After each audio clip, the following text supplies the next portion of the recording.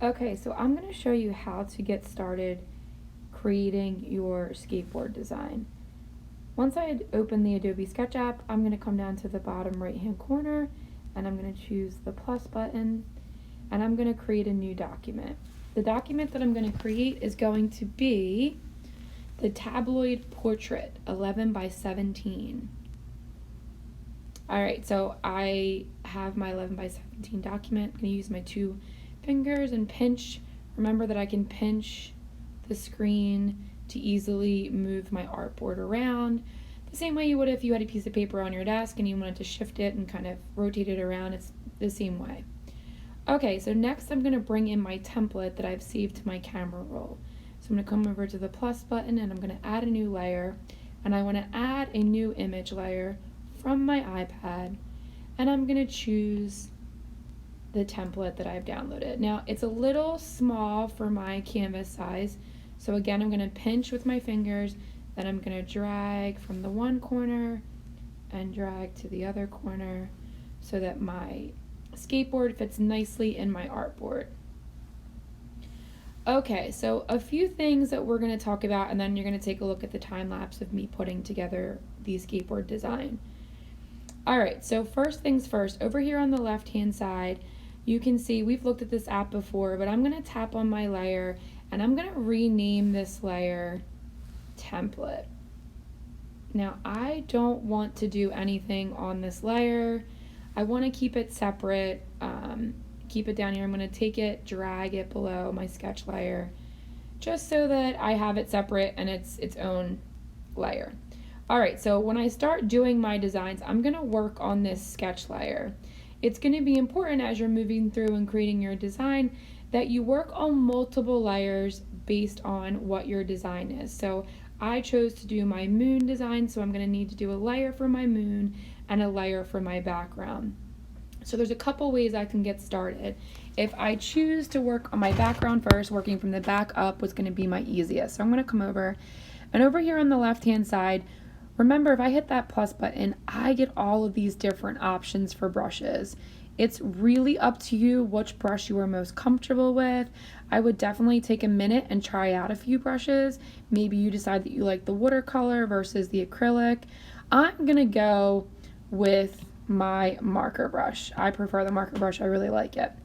So if I click on that brush, once again, it opens all the options for that brush. So I have the size, which I can change by dragging up and dragging down. I have the flow, which is the opacity of my color, how see-through it is, and I have the color underneath. So notice too that we have those themes again where I can choose the color from the themes, and then if I go back in, I could choose picker up here at the top, and that would give me the option to use the slider to make my colors darker. I could come around the color wheel and I can choose library, but we're going to stick with picker and themes. So I'm going to choose the color of my background. I'm going with that dark galaxy color, and I'm going to make my brush a little bit larger because I want to be able to cover more space, actually even maybe a little bit larger, and that flow is a little intense for me, so I'm going to bring it down. Alright, so it's a little difficult with the show touches on to be able to get my edges correct, but I'm gonna do my best here. Alright, so I did decide that I wanted to up my flow. And notice it's okay that I'm going a little bit out of the lines, but I want to try to stay in the lines as much as possible because it's going to prevent me from needing to go back in and erase too much, which I'm going to show you how to do. Okay, so filling in my back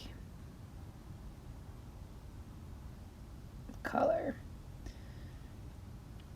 Okay, and just like we did this before with our watercolor assignment, or I'm sorry, with your color wheel assignment in the beginning, right now I can't see that template. So if I click on my sketch layer and I choose the multiply blend mode, I can kind of see my lines a little bit better. It's a really dark color in the back, so it doesn't matter as much, but this is going to be helpful now for me as making sure I'm selected in that layer. I'm going to come back out to my tools and I'm going to choose the erase, and I'm going to come in and I'm going to just clean up my outside edges of my skateboard so I keep those nice clean edges of my template.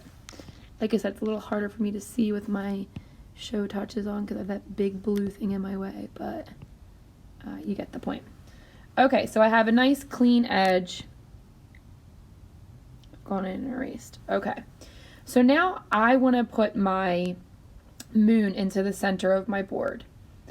I'm going to create a new layer, and I'm going to work on that layer for my moon. I want to be able to have 2 separate layers so that I can alter them at any point without doing any damage to each layer. Okay, so up here in the top right hand corner, we have some really nice tools that are going to be helpful for you as you're moving forward. We've gone over this before, but we'll do it again. If I click on the shapes and I choose the circle, I can take my fingers and I can pinch my circle to make a perfect circle. So now I can use that template for myself. Choose my color. I'm going to go with something more gray for my moon. And I am going to trace the outside. And now I have a perfect circle. Now notice, okay, I made the mistake of going a little too dark with this. I can either too thick with my lines. I can either come in and transform and make my circle a little smaller so it fits into my board and move it around. Or I could just redo it and go into the redo button. But now I'm going to come in with my color.